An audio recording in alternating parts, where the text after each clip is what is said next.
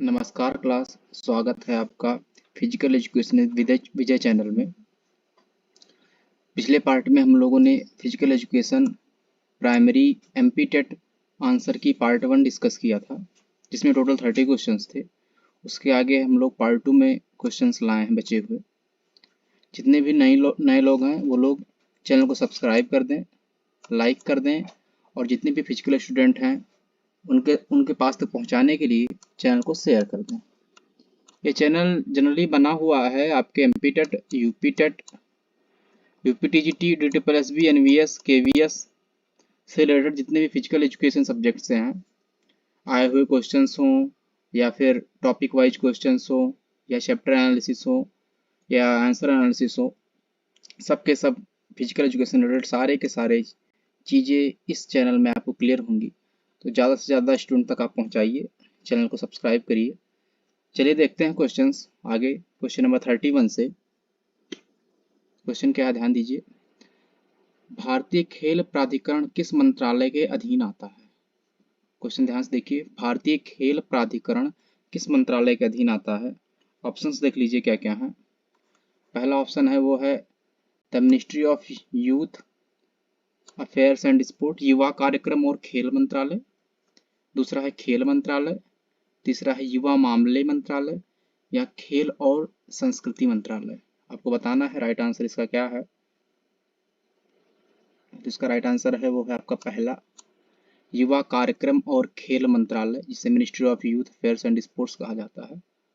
तो देख लेते हैं कि एसएआई है क्या, इसका गठन कब हुआ, इसके वर्तमान में अध्यक्ष कौन है। देख लीजिए आप लोग, एसएआई है उसका गठन हुआ था 1984 में। इंपॉर्टेंट पॉइंट इसे नोट कर लीजिएगा, एग्जाम में बहुत पूछता है। इसका फुल फॉर्म है sports authority of India, India की है ये। और दूसरा देख लीजिए, इसका हेडक्वार्टर कहाँ पर है। इसका हेडक्वार्टर है जवाहरलाल नेहरू स्टेडियम दिल्ली। इसका हेडक्वार्टर है साई का, वह है जवाहरलाल नेहरू स्टेडियम दिल्ली में। इसके बाद देख लीजिए, इसके जो अध्यक्ष हैं वो कौन है, वो है आपके अनुराग ठाकुर, जो कि यूथ अफेयर्स एंड स्पोर्ट्स के केंद्रीय मंत्री हैं। और दूसरे हैं आपके वो हैं निशीथ परमानिक, ये भी आपके state of youth affairs and sports के मिनिस्टर हैं। दो के दोनों लोग, ये दोनों लोग आपके क्या हैं, अध्यक्ष हैं। तो ध्यान रखिएगा कौन है ये, बहुत इंपॉर्टेंट, इसको नोट कर लीजिएगा। इंपॉर्टेंट पॉइंट कब फॉर्म हुआ, यानी कि गठन कब हुआ, इसका हेडक्वार्टर कहाँ पर है और इसके अध्यक्ष कौन है। अगला क्वेश्चन देखिए क्या है, क्वेश्चन नंबर 32। ध्यान दीजिए, निम्नलिखित में से किसमें दौड़ने वाले धावक बैटन लेने के लिए अपने हाथ को पीछे ले जाएगा, इसमें उसकी हथेलियां ऊपर होंगी।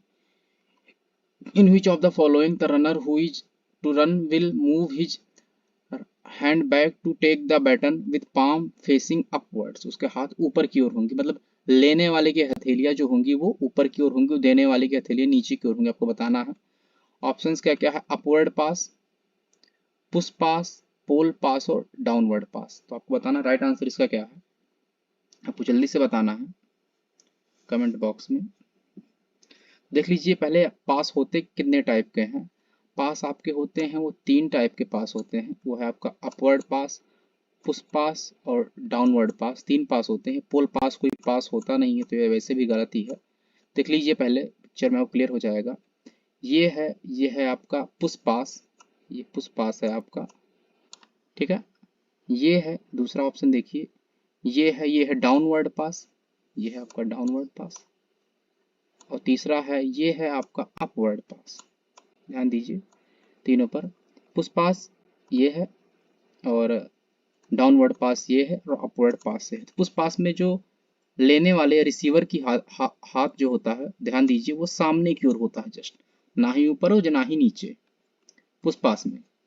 और जो आपका डाउनवर्ड पास है उसमें ध्यान दीजिए, लेने वाले का जो हाथ है वो कहाँ की ओर है, उसकी हथेलियां जो हैं वो, सॉरी डाउनवर्ड नहीं है, ये अपवर्ड पास है, हमने डाउनवर्ड कर दिया है, ये अपवर्ड पास है। तो इसकी हथेलियां नीचे की ओर हैं, इसमें इसकी हथेलियां कहाँ पर है, नीचे की ओर है। ध्यान दीजिएगा, अपवर्ड पास है, डाउनवर्ड पास नहीं है। तो इसको ध्यान दे लीजिएगा आप लोग कि ये आपका क्या है, अपवर्ड पास है, इसमें हथेलियां नीचे की ओर होती हैं। ये है आपका डाउनवर्ड पास, इसमें हथेलियाँ कहाँ की ओर होंगी?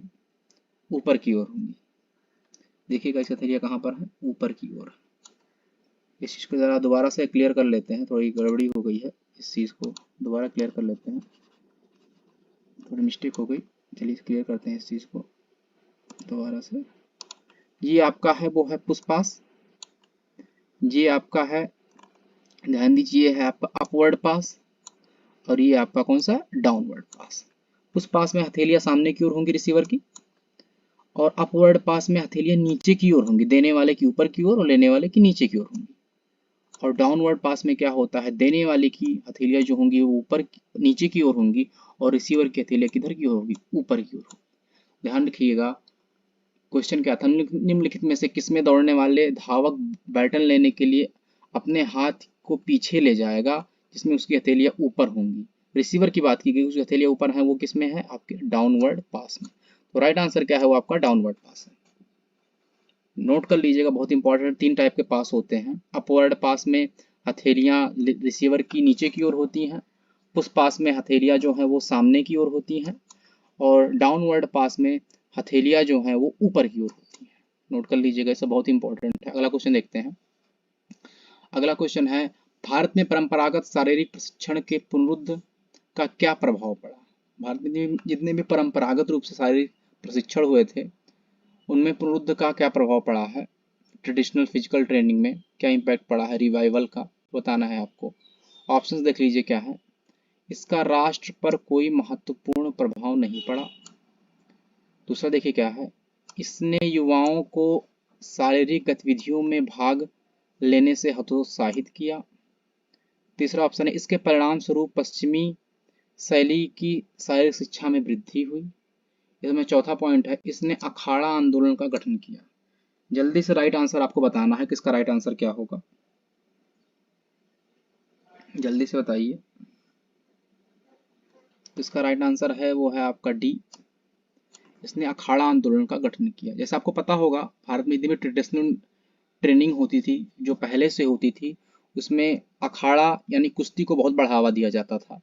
तो उसका जब भी रिवाइवल हुआ उसमें आपका अखाड़ा आंदोलन का गठन उसी के द्वारा किया गया था। अगले अगले देखिए, अगला क्वेश्चन क्या है।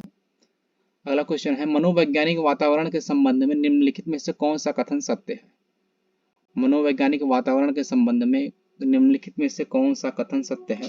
पहला ऑप्शन देखिए क्या है, यह समाज, व्यक्तियों, संस्थानों, सामाजिक कानूनों और रीति रिवाजों द्वारा गठित किया जाता है जो मानव व्यवहार को विनियमित करता है। ये चेतन और निर्जीव दोनों हैं जिन्हें भोजन, कपड़े और आश्रय प्रदान करने के लिए हेरफेर किया जाता है। यह किसी वस्तु और स्थिति के साथ किसी व्यक्ति की प्रक्रिया में निहित है। यह माता पिता से उनके बच्चों तथा शारीरिक और सामाजिक विशेषताओं के संचरण। राइट आंसर आपको बताना है क्या होगा इसका, क्वेश्चन नंबर 34 का।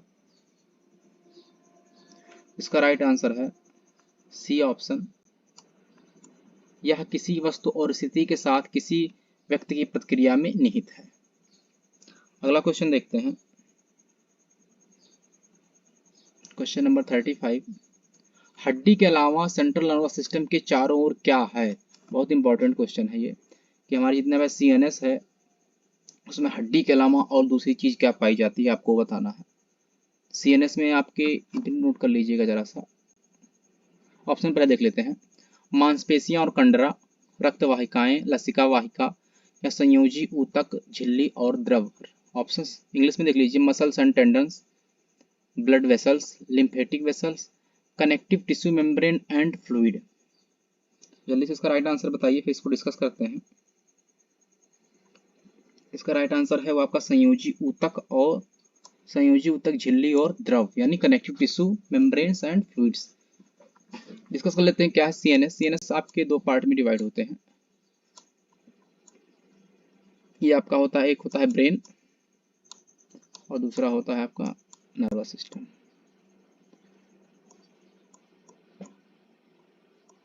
ठीक है, तो इसे कहते हैं न्यूरॉन बोलते हैं हम लोग। अब देख लीजिए क्या होता है, आपको जो ब्रेन होता है, ब्रेन के चारों तरफ एक तो आपका सेरिब्रम रहता ही है, लेकिन उसके ऊपर जो होता है वो आपके मेनिंजेस पाई जाती है। एक प्रकार का फ्लूइड होता है जिसमें तीन होती हैं, आपके तीन मैटर होते हैं, dura matter, arachnoid and pia matter. तो इसको नोट कर लीजिएगा, बहुत ही इंपॉर्टेंट है।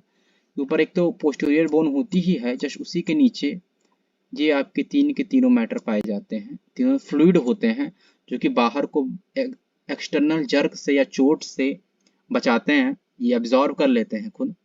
ये नोट कर लीजिएगा कि तीनों को तीनों मेनिंजिस के पार्ट होंगे आपके dura matter, arachnoid and pia matter. अगला क्वेश्चन देखते हैं क्या है। क्वेश्चन नंबर 36, निम्नलिखित में से कौन सा नियमित शारीरिक गतिविधि का लाभ नहीं है? अगर हम नियमित शारीरिक गतिविधि करेंगे तो उससे हमको कोई फायदा नहीं मिलेगा, कोई बेनिफिट नहीं मिलेगा। ऑप्शन देखिए, मजबूत हड्डियां और जोड़,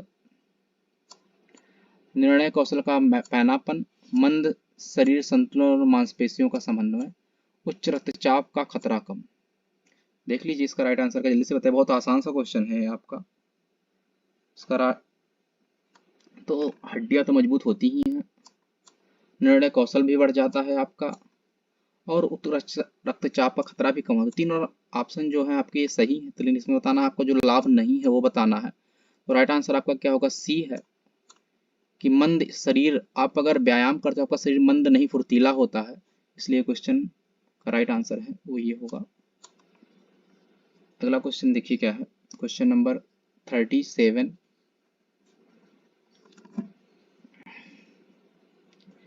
क्या है? Which cells are responsible for breaking down and reabsorbing bone tissue? हड्डी के ऊतकों को तोड़ने और पुनः अवशोषित करने के लिए कौन सी कोशिका जिम्मेदार है? बहुत इंपॉर्टेंट है कि हड्डी को तोड़ करके फिर पुनः उसे जोड़ने में कौन सी कोशिका है वो जिम्मेदार है, ये बताना है आपको।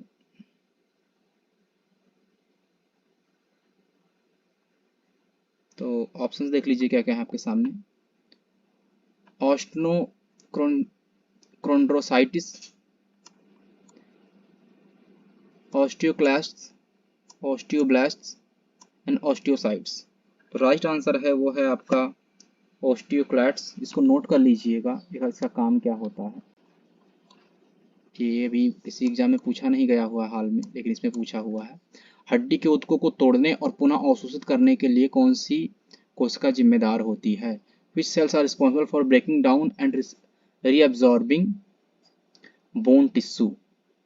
नोट कर लीजिए, उससे बोलते हैं ऑस्टियोक्लास्ट्स। अगला क्वेश्चन देखिएगा क्या है। एक मांसपेशी द्वारा उत्पादित तनाव की मात्रा क्या निर्धारित करती है? एक मांसपेशी द्वारा उत्पादित तनाव की मात्रा क्या निर्धारित करती है? बहुत इंपॉर्टेंट क्वेश्चन है कि अगर एक मांसपेशी में कुछ स्ट्रेस आ जाता है, उसमें क्या उससे पता चलता है आपको, या क्या प्रोड्यूस हो जाता है उस समय, अगर डिटरमाइन होता है बताना जल्दी से आपको। मायोसिन फिलामेंट की संख्या, एक्टिन और मायोसिन के बीच बनने वाले क्रॉस ब्रिज की संख्या, एक्टिन फिलामेंट्स की संख्या, या टेंडन की संख्या, जल्दी से बताना है आपको इसका राइट आंसर।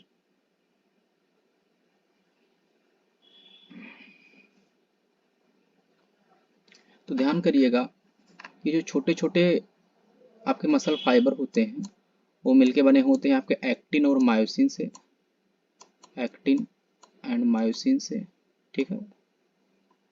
एक्टिन जो होती है वो थिन होती है, लेकिन मायोसिन क्या होती है? थिक होती है।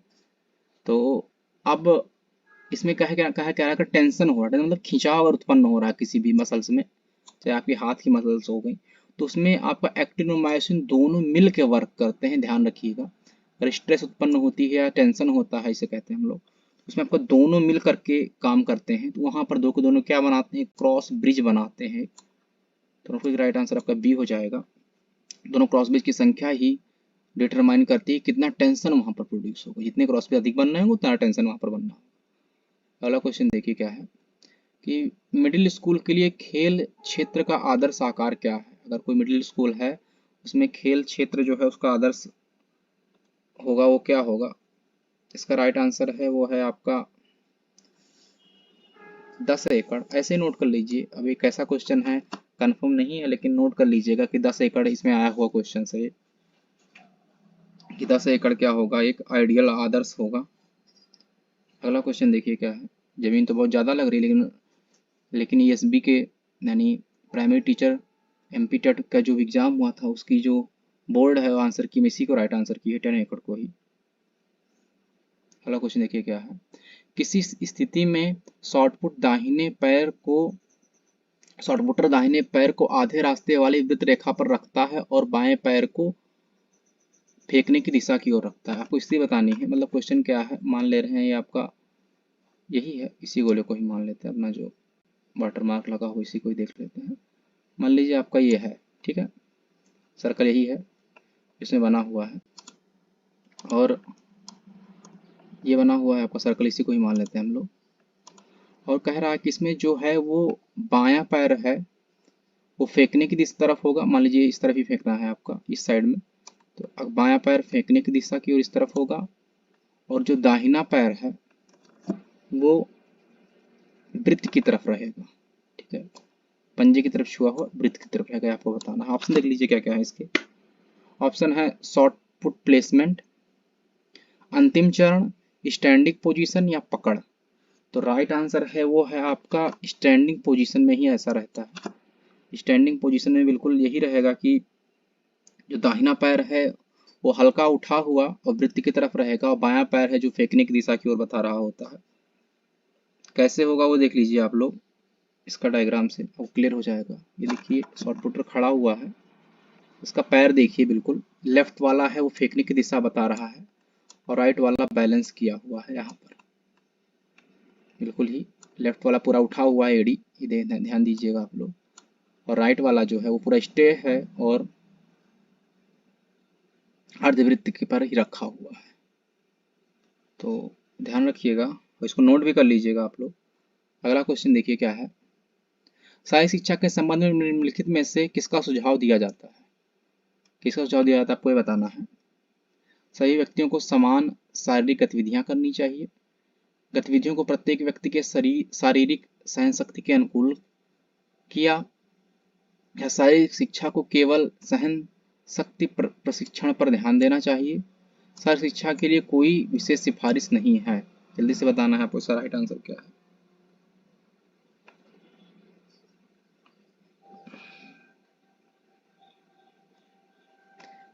तो पहला देख लीजिए क्या है, सभी व्यक्ति को समान गतिविधि करनी चाहिए, बिल्कुल गलत है। सबकी अपनी अपनी एफिशिएंसी शरीर की होती है, किसी की कम होती है, किसी की ज़्यादा होती है, सबकी सेम स्ट्रेंथ नहीं होती है बॉडी की, सेम इलास्टिसिटी भी नहीं होती है, सेम एंड्योरेंस भी नहीं होता है, तो बिल्कुल ये आपका ऑप्शन गलत हो गया। सेकंड देखिए, शारीरिक गतिविधियों को प्रत्येक व्यक्ति के शारीरिक सहन शक्ति के अनुकूलन किया, ये बिल्कुल सही आपका आंसर होगा, क्योंकि बॉडी जो है सबके शारीरिक सारे एक्सरसाइज नहीं कर सकते, जो उसके शरीर जो जिसमें उसका अनुकूलन हो महसूस करेगा वही कर सकता है। राइट आंसर आपका बी हो जाएगा। तीसरा चौथा भी देख लेते हैं क्या है। शारीरिक शिक्षा केवल सहन शक्ति प्रशिक्षण पर ध्यान देना चाहिए, बिल्कुल गलत है ये। केवल सहन शक्ति, केवल एंड्योरेंस पे ही नहीं, उसके स्ट्रेंथ पे भी, उसके फ्लेक्सिबिलिटी पर भी ध्यान देना चाहिए। लास्ट क्या है, there is no specific recommendation for physical education, गलत है, उसको स्पेसिफिक रिकमेंडेशन भी देना पड़ता है। तो राइट आंसर आपका बी हो जाएगा। अगला क्वेश्चन देखिए, पारंपरिक बाहरी खेल में गोल कांच के कंचे का उपयोग शामिल है और माना जाता है कि हड़प्पा युग काल से लिया गया। बहुत अच्छा क्वेश्चन आया था एग्जाम में ये। अब ऐसा क्वेश्चन तो मैंने कभी किसी एग्जाम में आया हुआ देखा नहीं, लेकिन इसमें पूछा हुआ था, ध्यान दीजिएगा। कंचा, कबड्डी, पिट्ठू या हॉप स्कॉच, बताना है आपको राइट आंसर क्या होगा। पारंपरिक खेल, इसमें गोल कंचे का उपयोग किया जाता था और हड़प्पा काल से शुरू हुआ है। तो राइट आंसर आपका वही है, सिंपल, कंचा का उपयोग कर रहा था, कंचा ही है, तो राइट आंसर कंचा ही होगा। लेकिन ये कंचा वाला गेम भी सब लोग जानते ही होंगे, कबड्डी भी जानते होंगे, पिट्ठू भी जानते होंगे। पिट्ठू में क्या होता है, एक बॉल रख करके कई सारे पत्थर एक के ऊपर एक ऐसे करके रखे जाते थे और एक बॉल लेके हिट करते थे, फिर दूसरा पर्सन उसको जाके जोड़ता था, यही था। लेकिन हॉप स्कॉच क्या है आपको जानना जरूरी है, कौन सा गेम है देख लीजिए आप लोग। हॉप स्कॉच किसे कहते हैं। हॉप स्कॉच ये है, शायद आप खेले तो बहुत होंगे लेकिन इसका नाम से परिचित नहीं होंगे। ध्यान रखिएगा, इसको हॉप स्कॉच करते थे जो लोग लाइन बना के गेम खेलते थे, कुछ लोग क्रॉस बना के भी ऐसे करके खेलते थे, वो भी हॉप स्कॉच ही है आप लोगों का। तो ध्यान रखिएगा, ऑप्शन बड़ा कंफ्यूज करते हैं, ऐसे नाम नहीं पता होते हैं। तो स्थानीय नाम तो हम लोग बहुत जानते हैं, लेकिन इसका टेक्निकल नाम हॉप स्कॉच है। अगला क्वेश्चन देखिएगा क्या है। मनोविज्ञान की कुल कितनी शाखाएं हैं? ये क्वेश्चन बड़ा डाउटफुल है, अब एग्जैक्ट तो शाखाएं पता नहीं है, लेकिन फिर भी इसमें ऑप्शन दिए गए थे। देखिए क्या है, मनोविज्ञान कितनी शाखाएं हैं? 10, 6, 14 या 8। 10, 6, 14 या 8। इसका राइट आंसर है 14। अगला क्वेश्चन देखिए क्या है, मस्तिष्क का कौन सा भाग सबसे बड़ा होता है? बहुत कॉमन सा क्वेश्चन है, बहुत फेवरेट क्वेश्चन है, एग्जाम में बहुत पूछता है कि मस्तिष्क का भाग कौन सा भाग है जो सबसे बड़ा होता है। ऑप्शंस देख लीजिए आप लोग, डाइसेफ्लॉन, सेरेब्रम, सेरिब्रम या मेडुला ऑब्लांगाटा। जल्दी बताना है आपको। देख लेते हैं सारे ऑप्शंस को, पहले समझ लेते हैं क्या है। डाइसेफ्लॉन जो है वो आपका हाइपोथैलेमस और थैलेमस के बीच एक छोटा सा पार्ट होता है, देख लेते हैं डायग्राम में, ज़्यादा क्लियर हो जाएगा। ये कहते हैं इसकी पोजीशन कहाँ होती है, सेरेब्रम के ऑलमोस्ट इंटायर में होती है, देख लीजिए हेमिस्फेयर में यहाँ पाया जाता है। ये आपका डाइसेफ्लॉन, ठीक है। इसी के अंतर्गत आपके हाइपोथैलेमस थैलेमस भी आते हैं। ये हो गया आपका। दूसरा क्या है, सेरेब्रम। सेरेब्रम आपका बाहर की कवरिंग जो बड़ी सी है, ये आपका सेरेब्रम है पूरा, ये सेरेब्रम होता है, आउटर कवरिंग। सेरेब्लम यहाँ पर पाया जाएगा आपका सेरेब्लम। मेडुला ऑब्लांगाटा ये होता है आपका। तो आप हमने जैसा जैसा मार्क किया आपको क्लियर हो रहा होगा कि सबसे बड़ा पार्ट वो है आपका सेरेब्रम है, जो कि फोर ब्रेन में होता है। मेन यही है आपका सेरेब्रम ही। इसमें आपके 6 लोब होते हैं, ठीक है, नोट कर लीजिएगा, इसमें 6 लोब होते हैं आपके। अगला क्वेश्चन देखिएगा, क्वेश्चन नंबर 45। 1948 में उत्तर प्रदेश, मद्रास और बिहार में एनसीसी की स्थापना में देरी का क्या कारण था? किस वजह से देरी हो गई थी? उत्तर प्रदेश, मद्रास, बिहार में एनसीसी का स्थापना नहीं हो पाई थी। ऑप्शन देख लीजिए क्या क्या है।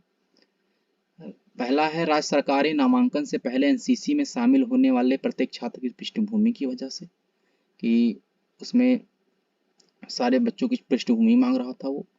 दूसरा क्या है, प्रशिक्षित स्कूल शिक्षकों की कमी थी उस समय, या फिर स्कूल और कॉलेज कर्मचारियों को छोड़ने के लिए तैयार नहीं थे। स्कूल के और कॉलेज के जितने शिक्षण कर्मचारी थे वो इन लोगों को कराने नहीं चाह रहे थे। लास्ट ऑप्शन है, कैडेट कोर योजना इन राज्यों में पहले ही स्थापित थी। 4 ऑप्शन है आपके सामने, जल्दी बताएं राइट आंसर क्या है आपका।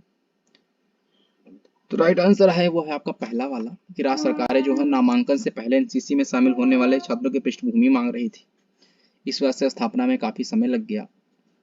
और मुझे नहीं लगता आने वाले एग्जाम में किसी में भी ऐसा क्वेश्चन पूछेगा। क्या पूछेगा वो देख लीजिए आप लोग, वो है आपका कि एनसीसी की स्थापना कब हुई। अभी आगे डिस्कस कर लेते हैं इस चीज़ को कि एनसीसी की स्थापना कब हुई, या अगले क्वेश्चन में एक में आएगा, वो भी डिस्कस कर लेंगे अभी। वो बड़ा एग्जाम में आपको पूछता है क्वेश्चन। आगे देखते हैं, इनमें से कौन सा हड्डियों के 4 प्रमुख प्रकारों में से नहीं है? Which of the following is not one of the 4 types of bones? क्या क्या है आपका, फ्लैट, शॉर्ट, सर्कुलर या लॉन्ग? देख लीजिए, देख लेते हैं हम लोग पहले कि हड्डियां कितने टाइप की होती हैं। अगर आपको राइट आंसर पता है, राइट आंसर बता दीजिए, फिर इसको डिस्कस भी कर लेते हैं। राइट आंसर वो है आपका, वो है सर्कुलर। लेकिन देख लेते हैं कैसे। हड्डियों के टाइप आप लोग देख लेते हैं, पिक्चर में क्लियर हो जाएंगी। हड्डियां आपकी होती कैसी कैसी हैं। अगर रेगुलर में देखेंगे हम लोग तो इरेगुलर है, देते हैं रेगुलर में देखते हैं। शॉर्ट, लॉन्ग, फ्लैट और सिस्मोइड। 4 ही होती हैं आपकी, short, long, flat and sesamoid. Sesamoid ये होती है आपकी, देख लीजिए आप लोग, सिस्मोइड इसको कहते हैं। तो इसमें सर्कुलर हड्डी कोई नहीं होती है, ये गलत है आपका ऑप्शन, ठीक है। अगला देखते हैं क्वेश्चन क्या है, वो है क्वेश्चन नंबर 47। मन और शरीर के संबंध में निम्नलिखित में से कौन सा कथन सही नहीं है? देखिए क्या है, मन और शरीर के संबंध में बताना है आपको। मानव कामकाज की अवधारणा से दिमाग और शरीर को अलग करना, मतलब जितने भी हम काम करते हैं उसमें दिमाग को शरीर से अलग करना। ये तो अगला क्वेश्चन देखिए, मन शरीर संबंध को हमारे स्वास्थ्य पर महत्वपूर्ण प्रभाव पड़ता है। मन शरीर का जो संबंध है हमारे स्वास्थ्य पर बहुत ज्यादा प्रभाव डालता है।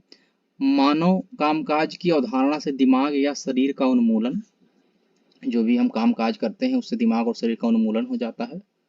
उन्मूलन का मतलब दोनों में कोऑर्डिनेशन नहीं बन पाता है। लास्ट क्वेश्चन है, मन और शरीर की संकल्पना एक समग्र प्रणाली के रूप में दी गई है। मन और शरीर की संकल्पना है वो समग्र प्रणाली के रूप में दी गई है। राइट आंसर आपको जल्दी से बताना है इसका क्या होगा, ध्यान से देखिए और राइट आंसर बताइए। राइट आंसर इसका है वो है आपका बी वाला। बी वाला है क्या, देख लीजिए। मन शरीर संबंध को हमारे स्वास्थ्य पर बहुत ज़्यादा प्रभाव डालता है। उनका जो संबंध है वो हमारे शरीर पर बहुत ज़्यादा प्रभाव डालता है। अगर आपका मन सही नहीं है, कुछ प्रॉब्लम है, कुछ सोच रहे हैं, तो भी आपके शरीर पर प्रभाव डालेगा। और शरीर में भी अगर कुछ समस्या है तो भी आपके स्वास्थ्य पर बहुत ज़्यादा ही प्रभाव डालता है। अगर शरीर में कोई प्रॉब्लम आ गई तो स्वास्थ्य को ऐसे गड़बड़ हो गया। अगर आप ब्रेन से कुछ सोच रहे हैं तो भी आपके स्वास्थ्य पर ही प्रभाव डालेगा। क्वेश्चन नंबर 48 देखते हैं। एनएसएस द्वारा आयोजित साहसिक कार्यक्रम क्या है? ये बताना है आपको कि एनएसएस द्वारा आयोजित साहसिक कार्यक्रम क्या है। एक कार्यक्रम जहां एनएसएस स्वयं सेवक ट्रेकिंग, वाटर राफ्टिंग, पैरासेलिंग या बुनियादी स्कीइंग जैसे काम करता है। विभिन्न सांस्कृतिक कार्यक्रमों के बारे में जानने के लिए है कार्यक्रम। ये नेतृत्व कौशल विकसित करने के लिए है एनएसएस स्वयंसेवकों द्वारा, या फिर सामुदायिक सेवा गतिविधियों में भाग लेने के लिए। कौन सा काम करता है आपको पता ही होगा, जल्दी से राइट आंसर बताइए। इसका राइट आंसर है वो है आपका ए। यह कार्यक्रम जहां NSS trekking, water rafting, parasailing और बुनियादी इसमें से साहसिक गतिविधियों में भाग लेते हैं। इसको बोर्ड ने सही माना है, लेकिन सही आंसर आपका ये वाला होना चाहिए था। आप लोग कमेंट करके बताइए कि आपके हिसाब से सही आंसर क्या है। बोर्ड ने इसको सही माना है और लग ये वाला क्वेश्चन सही रहा है। अगला क्वेश्चन देखिए क्या है। हाँ, ये देख लीजिए आप लोग, एनएसएस है क्या, इसका कब हुआ था। एनएसएस जो है ये 24 सितंबर 1969 का गठन किया गया था। इसको नोट कर लीजिएगा, बहुत ही इंपॉर्टेंट है। एनएसएस गठन हुआ है वो 24 सितंबर 1969 में हुआ है। इसका मोटो है वो है नॉट मी बट यू, मैं नहीं आप। बहुत इंपॉर्टेंट है कि मैं नहीं आप, मैं नहीं लेकिन आप, बहुत इंपॉर्टेंट, इसको नोट कर लीजिए। नॉट मी बट यू, 24 सितंबर 1969 को इसका गठन किया गया था एनएसएस का। ये बड़ा नोट कर लीजिएगा। ये क्वेश्चन उतना इंपॉर्टेंट नहीं है लेकिन ये बहुत ज़्यादा इंपॉर्टेंट है, इस चीज़ को नोट कर लीजिएगा आप लोग। Which is ingestion. इंजेशन क्या है जल्दी से आपको बताना है। ब्रेकिंग डाउन फूड, भोजन को तोड़ना, मुंह के द्वारा भोजन ग्रहण करना, या फिर भोजन का आमाशय तक पहुंचाना है, कचरे को हटाना। बताना जल्दी से आपको क्या है इसका राइट आंसर।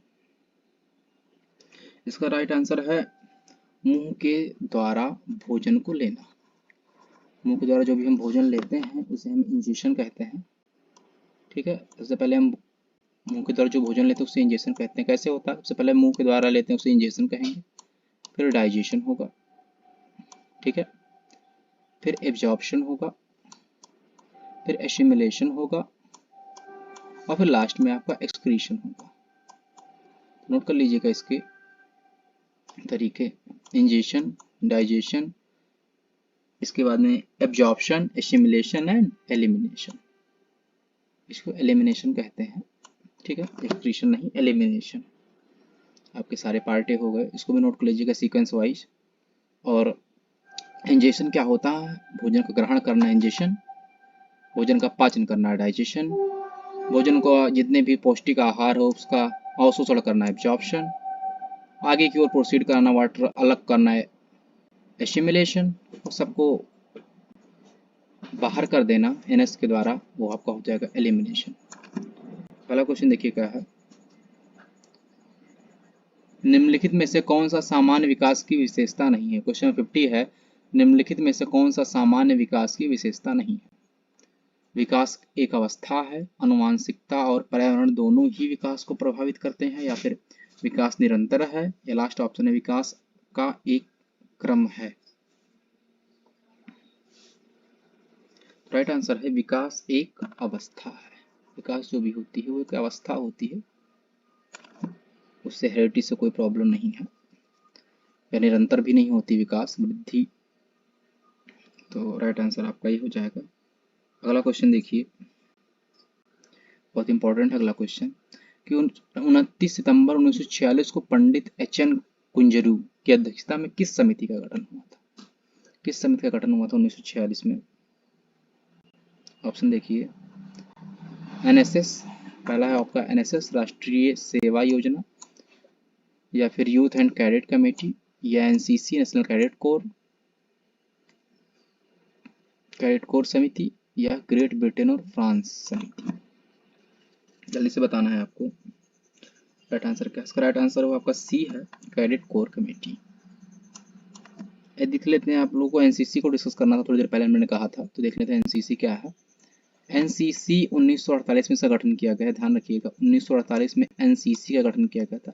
ये कैडेट कोर कमेटी अलग है, कैडेट कॉर्प्स कमेटी, और एनसीसी अलग है, ध्यान रखिएगा, तो नोट कर लीजिएगा। एनसीसी का फॉर्म होता है नेशनल कैडेट कॉर्प्स, राष्ट्रीय कैडेट कोर, और जो इसका गठन हुआ है वो 16 जुलाई 1948 में हुआ है।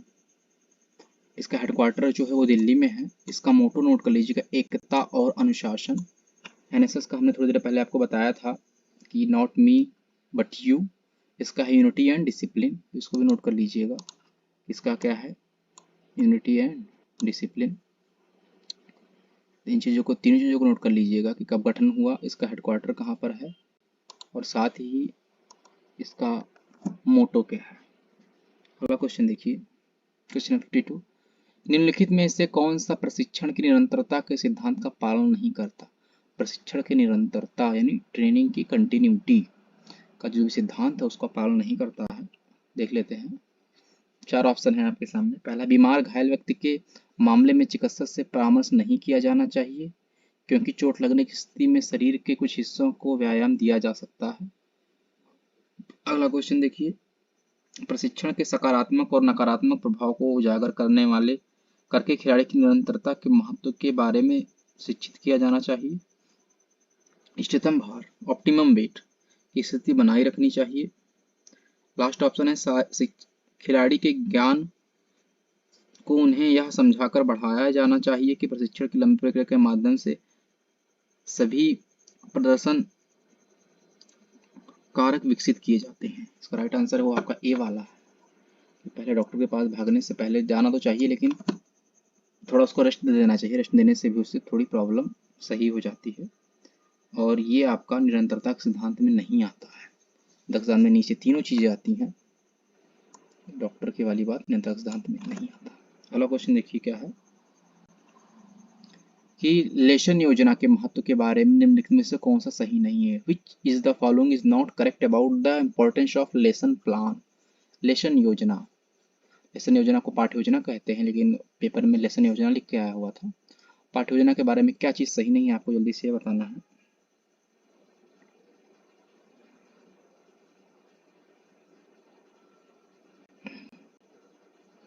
ऑप्शन देख लीजिए क्या है। यह शिक्षक के प्रयासों को दर्शाता है, यह शिक्षक के प्रयासों को दर्शाता है। और दूसरा क्वेश्चन है वो है यह अप्रत्याशित घटनाओं से निपटने में मदद करता है। तीसरा क्वेश्चन है, तीसरा ऑप्शन है वो है यह शिक्षक के बारे में शिक्षार्थी के मन में संदेह पैदा करता है। चौथा ऑप्शन है वो है यह भविष्य की तैयारी के लिए आधार के रूप में कार्य करता है। तो राइट आंसर आपको बताना है जल्दी से क्या है, वो है यह शिक्षक के बारे में शिक्षार्थी के मन में संदेह पैदा करता है। अगर आपने लेसन प्लान सही बनाया है तो कोई प्रॉब्लम नहीं हो रही होती है, लेकिन ये कह रहा है कि लेसन प्लान में क्या चीज़ गलत है वो बताना है आपको। बिल्कुल नहीं है, ऐसा कुछ नहीं होता है। ये प्रयास दिखाता है आपका लेसन प्लान अप्रत्याशित घटनाओं के बारे में निपटने में मदद करता है। कोई प्रॉब्लम अगर आपको आने वाली हो, भविष्य के लिए तैयारी का आधार भी बनाता है कि आप लेसन प्लान पहले बना लेंगे क्या पढ़ाना है आपको, क्या करना है, लेकिन ऐसा कुछ भी नहीं हो रहा होता। ये ऑप्शन ही गलत है आपका। अगला क्वेश्चन देखिए, राष्ट्रीय और अंतर्राष्ट्रीय एथलीट ट्रैक में किस सामग्री का उपयोग किया जाता है? आपको बताना किस सामग्री का प्रयोग किया जाता है। रेक्सिन, सिंथेटिक घास या कॉयर। राष्ट्रीय अंतर्राष्ट्रीय इस समय यूज किया जाता है। आपके सारे सिंथेटिक ट्रैक होते हैं, ध्यान रखिएगा। अब आपकी मिट्टी वाले या बजरी वाले ट्रैक हटा दिए गए हैं, तो सिंथेटिक ट्रैक का यूज होता है, काफ़ी समय से हो गया है। सिंथेटिक ट्रैक बनता कैसे है? सबसे ऊपर सबसे नीचे को पहले देखते हैं, वो पॉलीयूरिथेन यूज किया जाता है सबसे नीचे, जिसे फ्लोर पोर कहते हैं।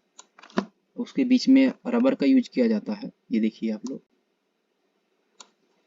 SBR रबर का, और सबसे ऊपर यूज किया जाता है आपका टॉप कोट का ग्रेन्यूल।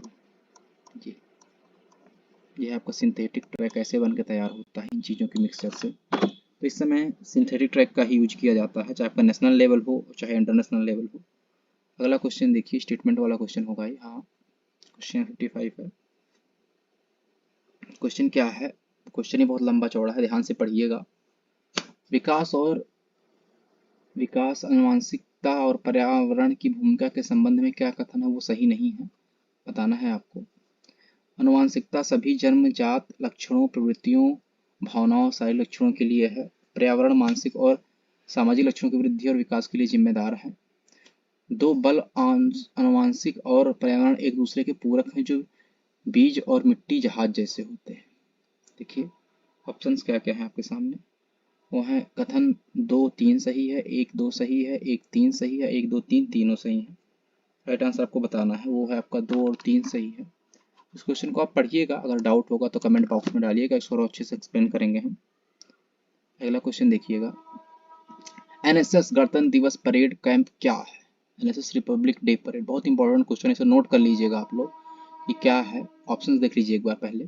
सामुदायिक सेवा गतिविधियों में भाग लेने के लिए एनएसएस स्वयंसेवकों के लिए एक शिविर लगाया जाता है। भारतीय इतिहास के बारे में जानने के लिए, दिल्ली के गणतंत्र दिवस परेड में भाग लेने के लिए, या एनएसएस द्वारा आयोजित एक सांस्कृतिक कार्यक्रम। जल्दी से बताना है आपको क्या है। वो सिंपल सा है, अगर रिपब्लिक डे का परेड होगा तो रिपब्लिक डे ही में ही होगा वो, तो राइट आंसर है वो आपका सी वाला है। ठीक है, अगले क्वेश्चन की ओर देखते हैं। अगला क्वेश्चन क्या है, वो है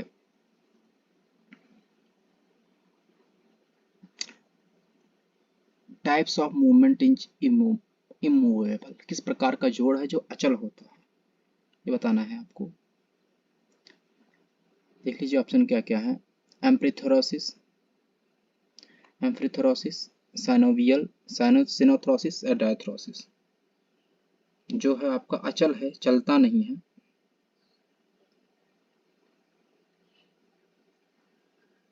तो राइट आंसर है, देख लीजिए, वो है आपका सिंथ्रोसिस। सिंथ्रोसिस आपका है राइट आंसर है। सिंथ्रोसिस आपका क्या होता है, अचल जोड़ होता है। चल जोड़ है वो है एम्पिथ्रोसिस, चल जोड़ होता है। डायथ्रोसिस जो है अचल और चल दोनों का मिक्स होता है। साइनोवियल तो फ्लूइड है, ठीक है। तो ये चल, ये अचल, और डायथ्रोसिस आपका क्या हो जाएगा, दोनों तरफ। मतलब एम्पिथ्रोसिस चल हो जाता है, सिंथ्रोसिस अचल हो जाता है, डायथ्रोसिस दोनों होते हैं, चल अचल दोनों मिक्स होते हैं। नोट कर लीजिएगा इसे, बहुत इंपॉर्टेंट। 3 टाइप के आपके जोड़ होते हैं, सैंथ्रोसिस, एम्फिथ्रोसिस और डायथ्रोसिस। अगला क्वेश्चन देखिए, यदि कोई कोशिका उपग्रह कोशिकाओं द्वारा मरम्मत की जा सकने वाली सीमा से अत्यधिक क्षतिग्रस्त हो जाए, कोशिका कोई ऐसी है जो कोशिका की मरम्मत की जाने वाली सीमा से भी ज्यादा क्षतिग्रस्त हो जाए, तो मांसपेशियों के तंतुओं को निशान इस प्रकार को क्या कहा जाएगा? अगर कुछ मार्क बना दे रहा है तो उस प्रकार को क्या कहते हैं आप लोग? ग्लाइकोसिस, मायोसिस, फाइब्रोसिस, इलास्टोसिस। इस तरफ देखते हैं आप लोग, शरीर में होता है जब आप लोग ज़्यादा फिजिकल एक्टिविटी को करते हैं तो स्ट्रेच पड़ जाते हैं बॉडी में, मतलब बड़े बड़े से ज़्यादा प्रैक्टिस करने से, या कुछ यंग एज में भी आपकी हो जाती हैं चीज़ें ये। तो ये लास्ट आंसर है आपका इलास्टोसिस। अगला क्वेश्चन देखिए, इन लोगों में से कौन सी गतिविधि एरोबिक गतिविधि है? कौन सी गतिविधि है जो एरोबिक यानी ऑक्सीजन की जरूरत होती है, कौन सी ऐसी गतिविधि है? तो ऑप्शन देख लीजिए, skipping, weight lifting, yoga, squash. तो राइट आंसर आपका है वो है स्किपिंग। जब आप रस्सी कूद रहे होते हैं तो उस समय बहुत ज़्यादा ज़रूरत पड़ती है आपको ऑक्सीजन की। वेट लिफ्टिंग बिल्कुल भी नहीं है, योगा भी नहीं है, और स्क्वाश भी नहीं है। लास्ट क्वेश्चन है वो है, इनमें से कौन सा सामाजिक समर्थन रणनीति के बारे में सही है? निम्नलिखित में से कौन सा सामाजिक समर्थन रणनीति के बारे में सही है? ऑप्शंस देख लीजिए, अनुकूलन, व्यायाम, वातावरण, खेल व्यवहार शुरू करने और बनाए रखने के लिए लोगों के बीच ड्राइव पैदा करने वाले सामाजिक दबाव या व्यक्ति को प्रदान किए जाने वाला समर्थन। सेकंड ऑप्शन है वो है सभी एथलीट अद्वितीय हैं और प्रशिक्षण मांगों की विशाल विविधता के लिए अलग प्रतिक्रिया रखते हैं। किसी कार्रवाई के लिए प्रेरणा एथलीटों के लिए उपलब्ध कराई गई है। सुविधा प्रभावी है। लास्ट है, एथलीटों को लंबे समय तक कड़ी मेहनत करने के लिए राजी करने के लिए उन्हें मजबूत समर्थन प्रणाली प्रदान करनी चाहिए। राइट आंसर आपको बताना है जल्दी से। राइट आंसर है वो आपका पहला वाला है कि उनको एक ड्राइव पैदा करनी चाहिए सामाजिक दबाव के लिए। ठीक है, ड्राइव अगर आप एक उनको पता होगा तो शायद सही तरीके से चीज़ों को इम्पैक्ट कर पाएंगे और सही जानकारी ले पाएंगे। अगर आपको जानकारी अच्छी लगी हो, क्वेश्चंस अच्छे लगे हो, चैनल को लाइक और सब्सक्राइब कर दीजिए और लोगों से शेयर करिए और अगले पार्ट का इंतज़ार करिए, उसमें भी बचे हुए क्वेश्चंस आपको डिस्कस किए जाएंगे। और पुराने क्वेश्चंस अगर आपको देखने हैं 1 से लेकर 30 तक तो डिस्क्रिप्शन बॉक्स में लिंक डाल दिया गया है, उस वीडियो को देखिएगा, उसमें आपके सारे क्वेश्चंस क्लियर हो जाएंगे। पुराने